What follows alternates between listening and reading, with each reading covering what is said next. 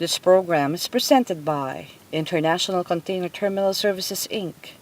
Excellence Uncontained.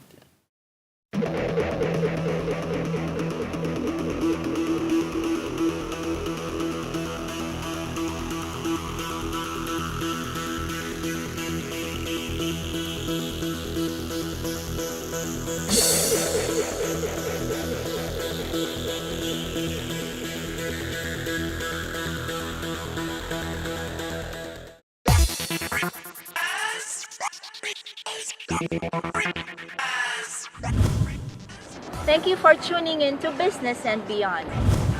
How can legislation help push the country's 10-point socio-economic agenda? Do we need more laws or reform programs are in place and we just need to implement them?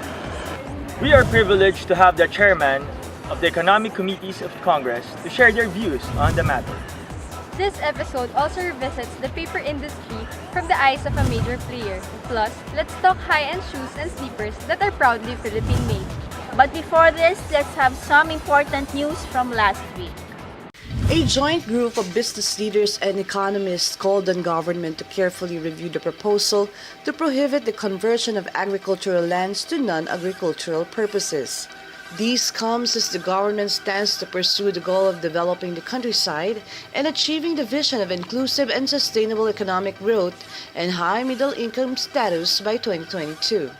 The business groups comprise of the PCCI, the Foundation for Economic Freedom, Management Association of the Philippines, and the American Chamber of Commerce of the Philippines. They expressed their apprehension at the proposal of the Department of Agrarian Reform to impose a moratorium on farmland conversion, saying this could set back the goal of developing more economic zones, expansion of industries, infraworks, and decongesting urban areas. The Philippine business sector is advocating for a public-private partnership in implementing the National Greening Program or NGP. The National Greening Program is a massive forest rehabilitation program of the government established by former President Benigno Aquino III. The call comes after a recent presentation made at the meeting of the PCCI's Energy Committee, stressing that some of the proposed options to lower CO2 emissions in the Philippines were counterproductive and likely to hamstring economic growth. Chris Agus Herrera, Senior Vice President of Commercial and Planning of Meralco Power Gen Corporation, described one of the presentation mandating a generation mix, cuts out agility, negates competition and choice, and promotes rent-seeking. Meneleo Carlos, chairman of the Export Development Council Committee on Infrastructure and Logistics, said these arguments only reinforce the viability of extensive reforestation as the superior approach to mitigating climate change.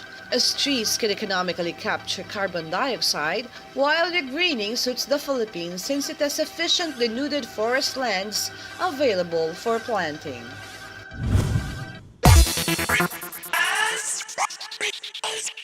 International Container Terminal Services, Inc. Excellence Uncontained.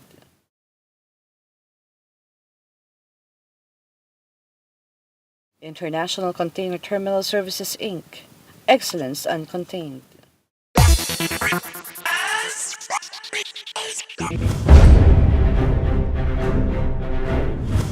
Welcome back to Business and Beyond.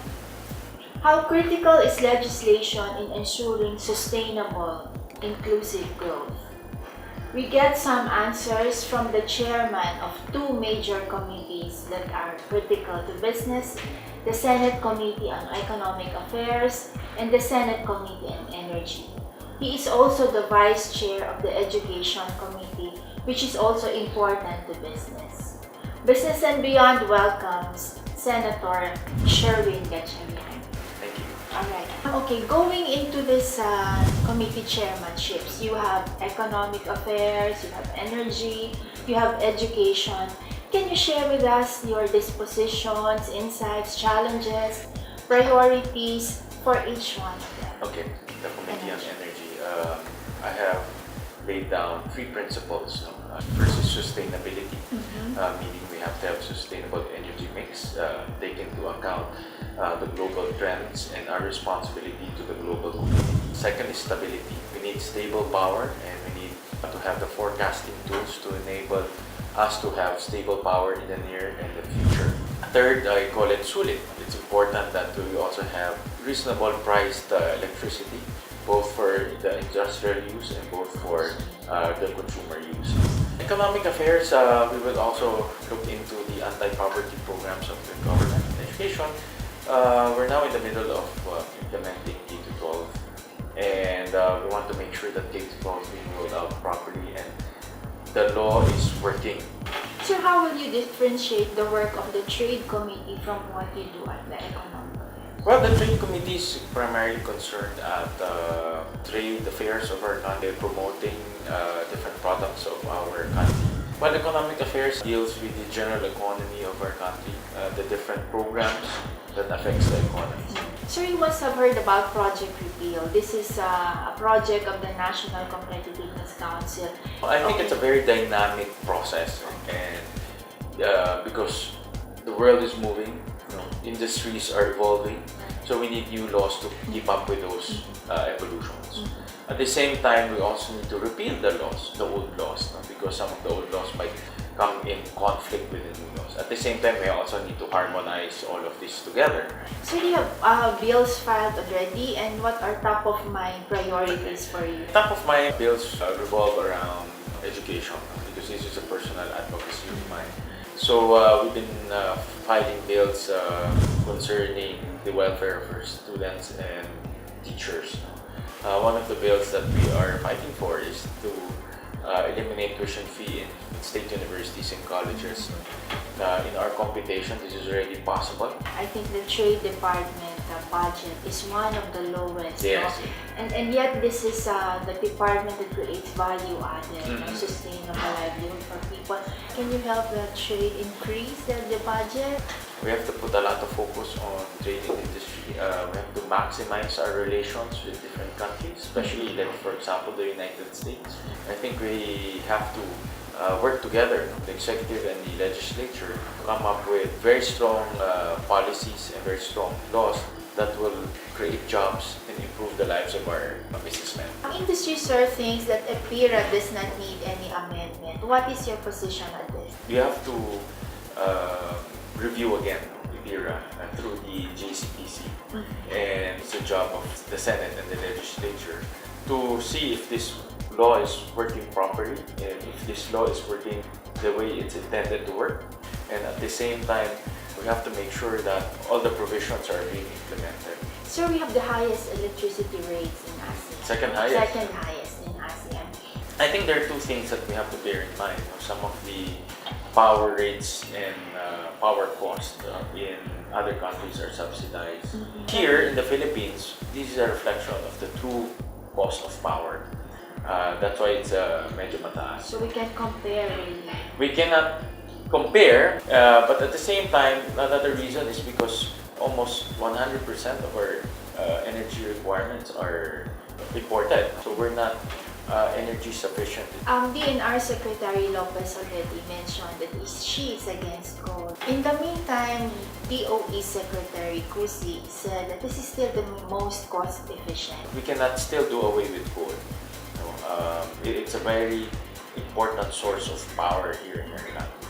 However, we have a responsibility also to take part in fighting climate change and reducing our emissions. So it's a balancing act. Si Secretary Lopez is on the other side of the fence. The Secretary Cusi, I think, is somewhere in the middle. We're in the middle, helping in the balancing act. So how do you balance and manage the conflicts? Kasi talagang merong mandates, so DOE is a mandate, and then DNR, and you have... The Senate Committee and the Congressional Committee on Energy are the guardians of power and electricity of our country.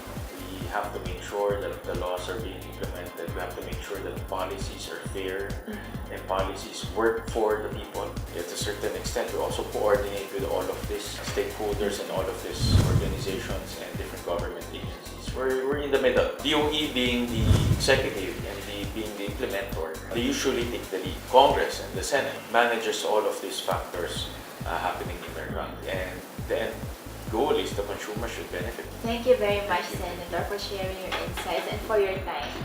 Business and Beyond will be back.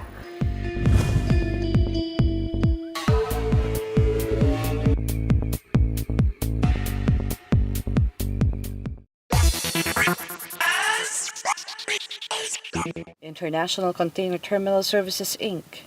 Excellence Uncontained.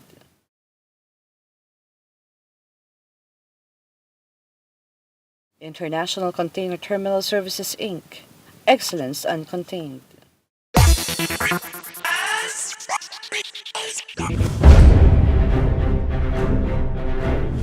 We now move to the economic program of the House of Representatives. We are pleased, fortunate, and privileged to have with us the chairman of the Economic Affairs Committee, Congressman Arthur Yap. Okay, sir, what are your thoughts, your dispositions coming into this chairmanship? At the very start, I had the discussion with the committee secretariat that maybe we should focus on certain key issues and subjects. Those legislation that can really help spur the economy, legislation that can work as domino effects to maybe sustaining the growth that we have been experiencing since the last few years. But even if we've been growing at 6.5%, we have been characterized as an economy that has failed in terms of inclusive growth. That's the reason why there is a need to really focus, because when you talk about the economy, you're talking about communications, connectivity, you're talking about infrastructure, you're talking about taxes, you're talking about fiscal and monetary policy, you're talking about the entire economy. So we're trying to focus ourselves right now.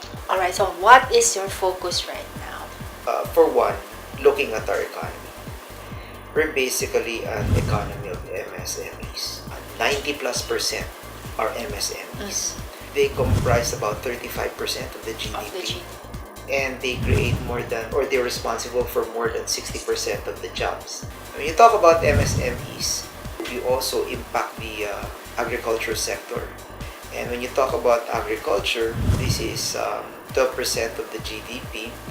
But even if it's only 12%, most of the poor are in these rural areas.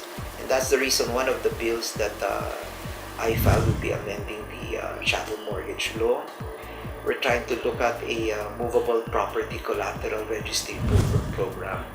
Dito naman sa agriculture, kaya nga may poverty trap eh. Hindi daw sila nakakaakyat sa utang. How can they? Nobody will lend to them. But why won't anybody lend to them? Hindi mai-mortgage yung mga lupa. Number one. Number two, the business is so volatile. Kasi we're so weather dependent.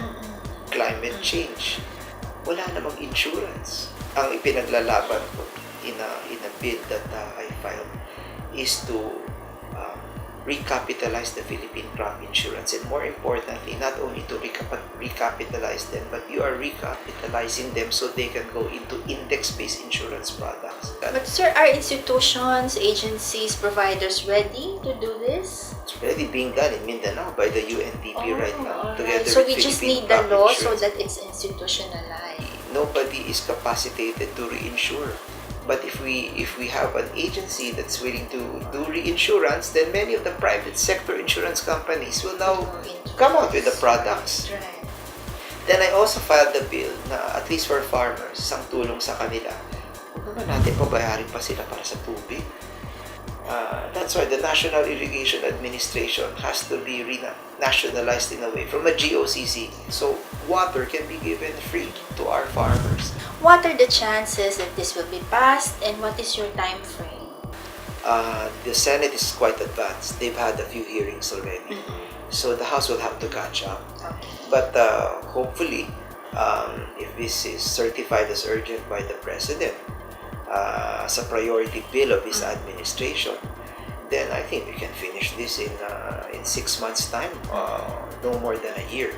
Anything else, priority bills or policies that you want to push there? This country is suffering from 15% post-harvest losses sa lahat ng produce natin, yan ang average. So can you imagine that? We will add, without having to plant a single square meter of new crops, we can add to what we are harvesting in corn, rice, especially in corn and rice, by just putting up the post-harvest facilities, the mechanization. So that's a low-hanging fruit. Correct. Yung 15% na yun, hatiin mo lang yun, more than half of the national import volume na yun for rice. Now, what we can do is, i-reform na natin yung National Food Authority. Matagal na rin namang naghihintay yung bill na yan na let us now separate its regulatory functions from its trading functions. Can you imagine when all of these laws are in place? It's like you're suddenly just opening that tap and allowing that water to flow naturally. Okay, finally, sir, speaking of time frame and priorities, has the LEDAC been convened? Hindi pa nakukonvene yung LEDAC. So, But what's very, at least promising, is the fact that the President has already made a pronouncement that he wants to convene the LEDAC more regularly. alright. Thank you very much, Congressman Yap. Salamat. Thank you. Business and Beyond will be back.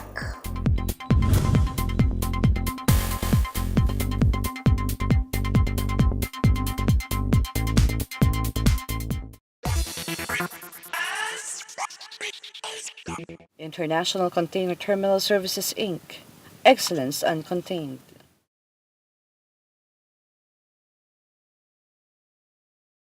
International Container Terminal Services, Inc. Excellence Uncontained.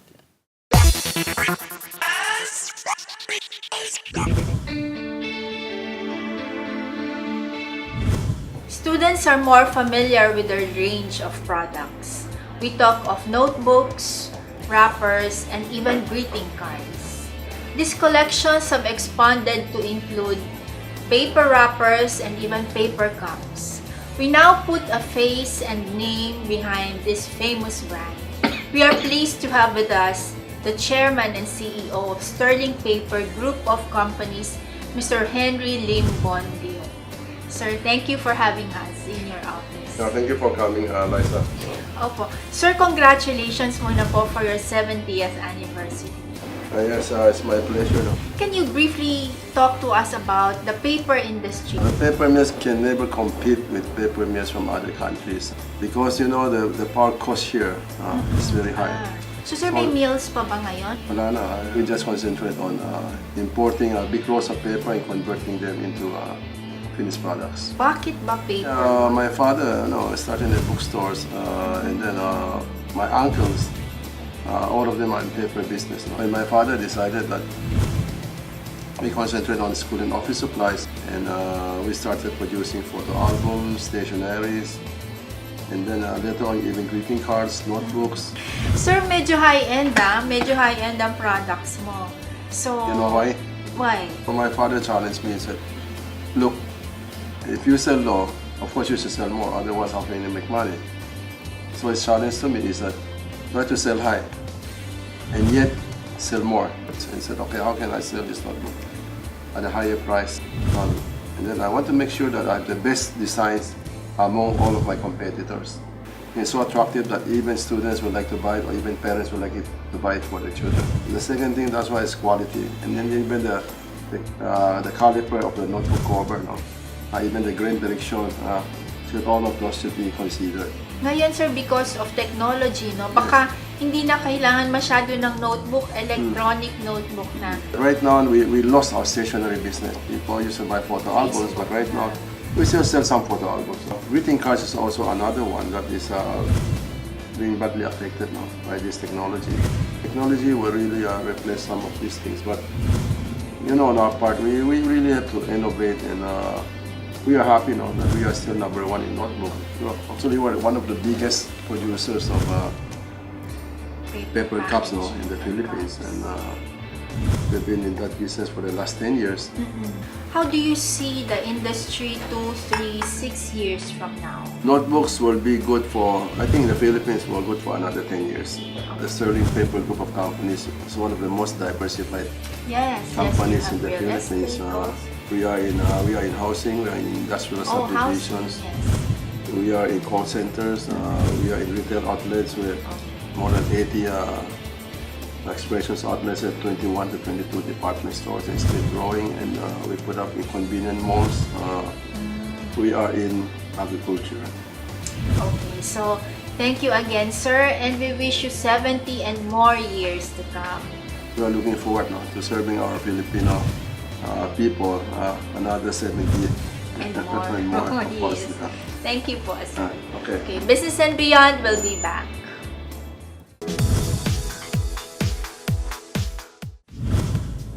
Business and Beyond's Leisure and Pleasure will walk us through a shoe line that is defined by its strength and comfort for Filipinas who are in business.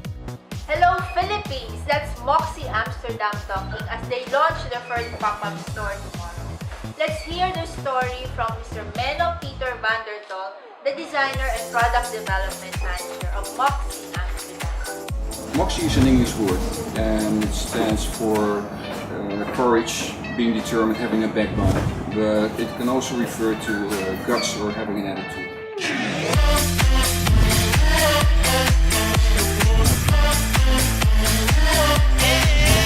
My wife is a Filipina and I met a lot of Filipina women and hard-working women, women that have their own company or have their own business and working hard to get things done, to fulfill their dreams. So yeah, Filipino women definitely have Moxie and they just need the right shoes that fit them.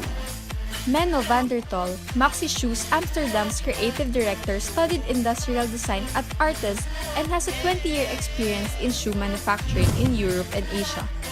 Menno has been making shoes for 20 years. He had developed and produced shoes for Nine West and Dune in London, Bifli in France, Bata and Shiva Diva in Germany. Moxie Shoes was founded in Amsterdam, that's my hometown, and we decided to bring it over here to Marikina because we are making handmade shoes and the quality they're doing in Marikina is excellent. Menno believes in the quality of Marikina-made shoes as the craftsman puts commitment to the every detail and it reminds him of the shoe manufacturers in Italy. Our shoes are handmade, they're crafted from the finest leathers and we spend a lot of time to make them as comfortable as possible. We're using the softest leathers because the leather we're using is knuckle leather and that will take the shape of the feet. Thank you, Peter. This is not, of course, the real thing. And we have with us now Ms. Leslie Sangalang to invite you to the launch tomorrow. May we invite all of you to visit and shop on our first pop-up store located on the second floor Eastwood Mall, opening tomorrow from 11 a.m. to 11 p.m. We have a DJ from 7 p.m. to 11 p.m. So see you there!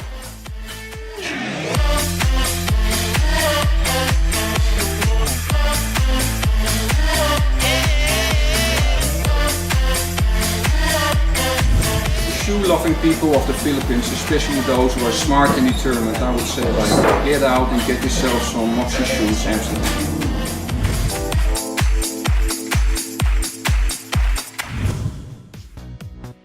Our next business and pleasure takes us to the Queen City of Davao, where this seafood restaurant is as famous as the city itself. Meet Ken Angeles, who manages the Yellowfin Tuna Seafood Restaurant with his son, Attorney Pao. I used to be in the furniture business, no? And yung one place dito na meron ako isang building dyan na maliit, ginawa akong display ng mga furnitures. Tapos, meron isang chef dyan sa Apoview. Sabi niya, "Sir, maganda ito gawing restaurant." Sabi ko, hindi ko masyado alam yung negosyo nga. Sabi niya, "Akong bahala, sir, alam ko yan." And when I started, ginawa ko yung Hogan West, ang pangalan. It was a steakhouse. Maraming taong kumakain dyan, especially itong mga gobernador, mga mayor. Itong mga bodyguard, karamihan, isa lang ang binabantayan, yung kumakain 10. Yun ang pumupunta doon sa bus terminal dahil sa mura doon. One of the Yellowfin Tuna's restaurant's famous customer is Ken's Bike Buddy. Former Mayor, now President Rodrigo Duterte, his favorite dish in the menu is the protein-packed mongo soup. Kasama ko yan si Presidente. Diyan kami sa labas. Kasama na yung mga ibang biker. Sabi niya, pwede mo gawing karinderya ito. What started as a small eatery catering to drivers of VIPs visiting the city became a landmark for people who savored the fresh seafood products and the best tasting dishes. So far naman, maganda rin ang result because malutong bahay karamihan dito eh. One will truly enjoy all kinds of seafood you may request for cooking. including their own styled bestsellers like the seafood platter, adobong tuna buntot, and their squid dishes and halaan soup. We have 4 branches, pang R&R. They spend their money here. So nakakaganda pa sa amin. I mean, dumadating dito yan sila, ang dami. They come pamilya-pamilya, pati mga bata. Bumabalik yan at nagdadala pa ng iba. So it's getting bigger and bigger. So, when you're in Davao, take time to visit one of the 4 branches of the Yellowfin Tuna restaurant and savor the best of Davao cuisine.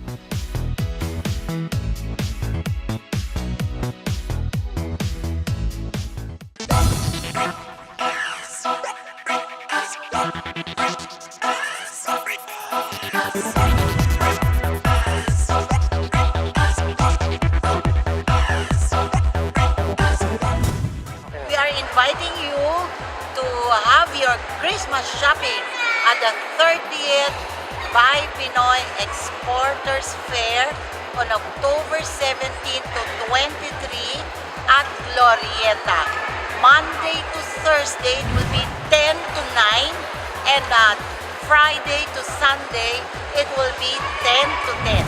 Whenever you buy Filipino-made products, remember, you save and you create jobs. On this note, we close this week's episode. See you again next week, same time, same channel. Visit our social media accounts and let us know your comments and suggestions. Always remember, connections matter. Here at Business and Beyond.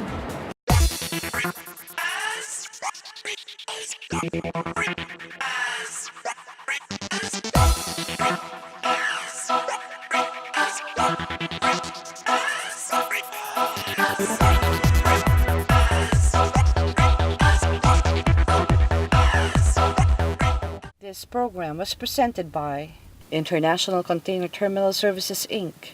Excellence Uncontained.